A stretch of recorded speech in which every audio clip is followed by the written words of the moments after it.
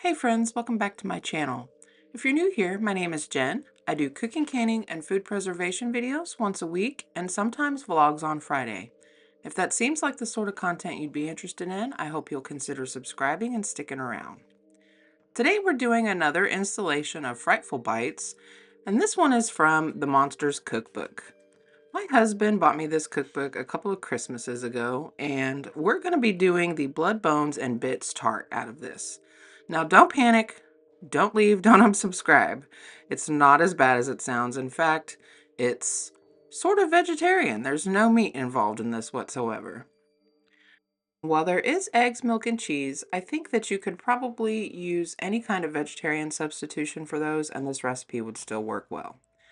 Now, what we're going to use for this recipe to up the gross factor and make it perfect for Halloween is shredded beets.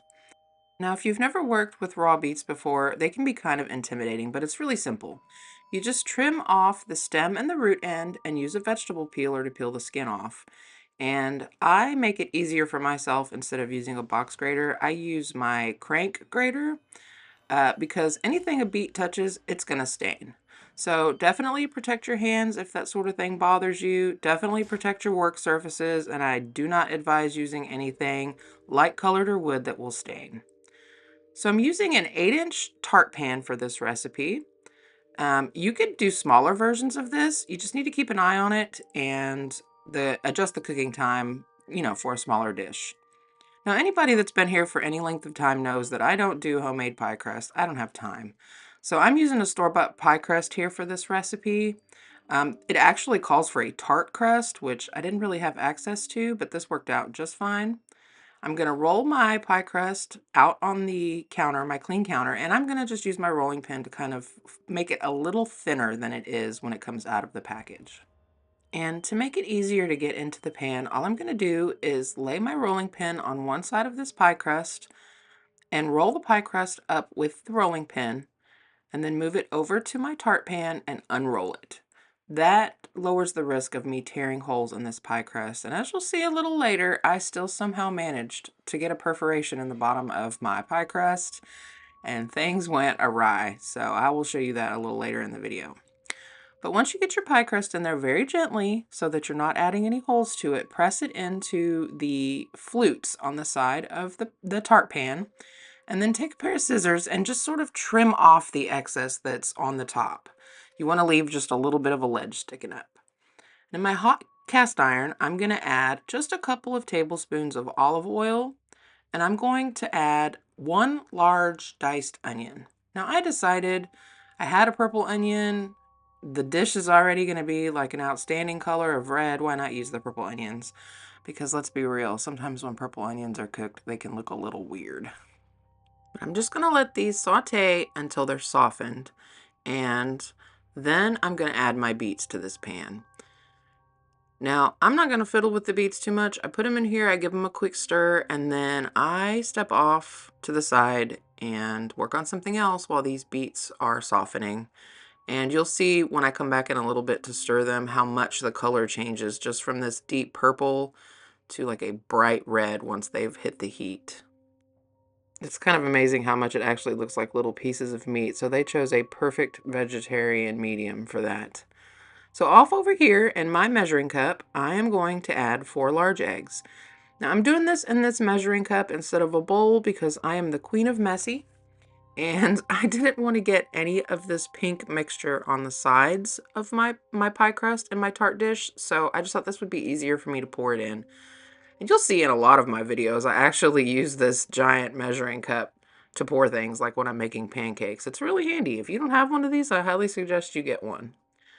To those 4 eggs, I'm going to add a cup of milk. Now, again, if you're using vegetarian options here, you'll want to use egg substitute and milk substitute. Whatever your egg substitute is, though, it needs to be able to be fluffy when it's cooked. To that, I'm adding about a tablespoon of Dijon mustard. And then I'm going to give it a really good mix. And I want to make sure that I mix it well enough so that all those little stringy bits of the egg white are mixed in thoroughly. Now, all of the recipes in this book, I have noticed a pattern that they're terribly under-seasoned. So, you will want to season this with your soul. After doing this, I know that if I make this again, I will season it differently.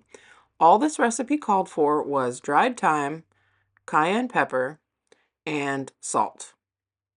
Now, having eaten this, I personally would have added some black pepper.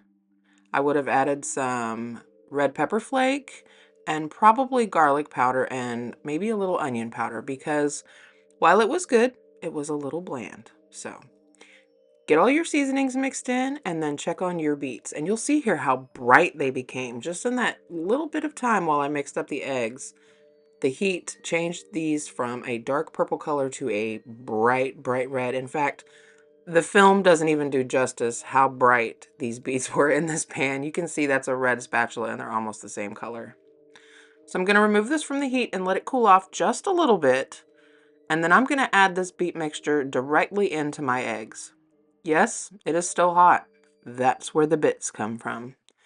As this hot beet mixture goes into your egg mixture, it's going to cause little chunks of eggs to form. It's not going to cook it all the way through. It's just going to make little bits of eggs, which kind of adds to the appearance of something yucky in your tart. So just remember, this is a Halloween recipe. So I'm going to get all those beets and onions in there. I'm going to give it a really good mix. And then I'm going to put this over to the side for about 3 or 4 minutes to let that red color leach out of those beets into my eggs. Now here's where I'm going to tell you, do as I say, not as I do. Use a cookie sheet or a baking sheet that has sides on it. I used a flat cookie sheet. I regretted it. So get your tart crust and your tart pan, put it on a cookie sheet with some walls on it, and then just pour your mixture directly in. It's gonna look really runny. It's the weirdest color I think I've ever seen in food, but you know, it's a process. And then I'm just going to take the spatula and kind of scoot everything around to get the solids distributed evenly around the inside of the crust, so that there's no spots where it's just egg and there's no spots where it's just beets. Once you get that all smoothed out, you're going to add your cheese. Now I'm using Chev. However, not everybody likes goat cheese. That's fine. If you're doing vegetarian, use your cheese substitute.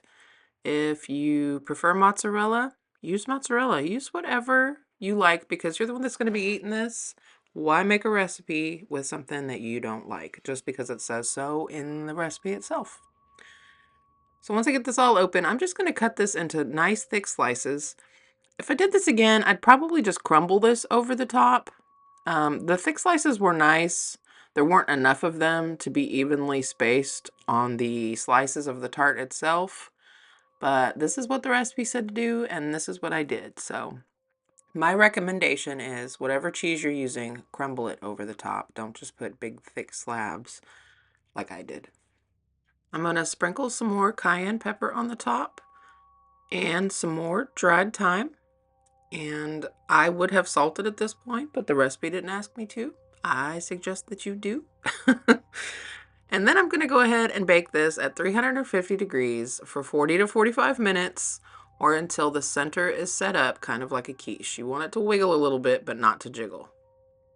And this right here is why I said to use a pan with a lip, because this monster crawled out of the tart pan and into the bottom of my oven and would probably be 3 counties away if I hadn't checked on it. So it was quite a mess for me to clean up, but everything still turned out perfectly fine.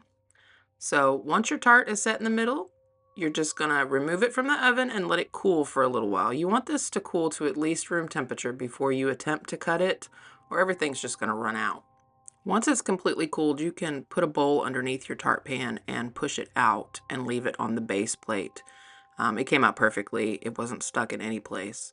Now, after having had this, I'm going to tell you a couple things that are my opinion. Season heavier, and while it is good warm, it is 1,000 times better actually cold, chilled straight out of the refrigerator. So keep that in mind if you decide to go ahead and try this recipe. So that's all I have for you this week, friends. I have one more Frightful Bites episode for you coming up, and that will be it, and on to November. Until next time, friends, happy cooking.